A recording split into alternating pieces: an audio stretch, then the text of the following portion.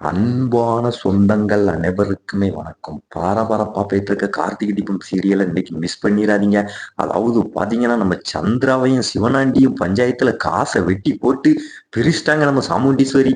இதை பார்த்து நம்ம ரேவதி வந்து பயங்கரமா சிரிக்கிறாங்க. ஆனா அந்த சந்திரா வந்து பயங்கர கோபப்படுறா. அதாவது என்னை பார்த்து நக்கல் பண்ணி சிரிக்கிறியா, உன்னைய சும்மா விடமாட்டேன் அப்படின்னுகிட்டு ஒரு பயங்கர கோபத்துல இருக்காங்க. அததான் ஒரு குட்டி ப்ரோமோ பார்க்க போறோம். அதுக்கு முன்னால சீரியல் சேனலுக்கு வந்து லைக் பண்ணுங்க, சப்ஸ்கிரைப் பண்ணுங்க. அதாவது பாத்தீங்கன்னா, நம்ம சாமுண்டீஸ்வரி வந்து, அதாவது நீ என் மேல உண்மையான பாசம் வச்சிருந்தானா நான் சொல்ற மாதிரி நீ செய். அதாவது அந்த சிவனாண்டி கட்டின தாலி உன் கழுத்துல இருக்கக்கூடாது. இப்பவே நான் பஞ்சாயத்தை கூட்டுறேன். பஞ்சாயத்துல எல்லாரும் முன்னாலையும் அந்த தாலியை கலத்தி இந்த சிவனாண்டி கையில கொடு அப்படின்னு சொன்னோடனே நம்ம சந்திரா வந்து, எப்படியாவது தாலியை கலத்தி சிவனாண்டி கையில கொடுத்துருவோம்.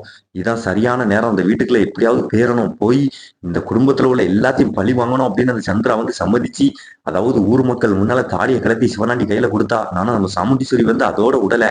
அதாவது இப்ப வந்து ரெண்டு பேருக்கும் காசு வெட்டி போட்டு இவங்களுக்குள்ள இருக்கிற உறவு எல்லாத்தையும் முடிக்கணும் அப்படின்னு சொன்ன உடனே அந்த சந்திரா அப்படியே அதிர்ச்சி ஆகுனா.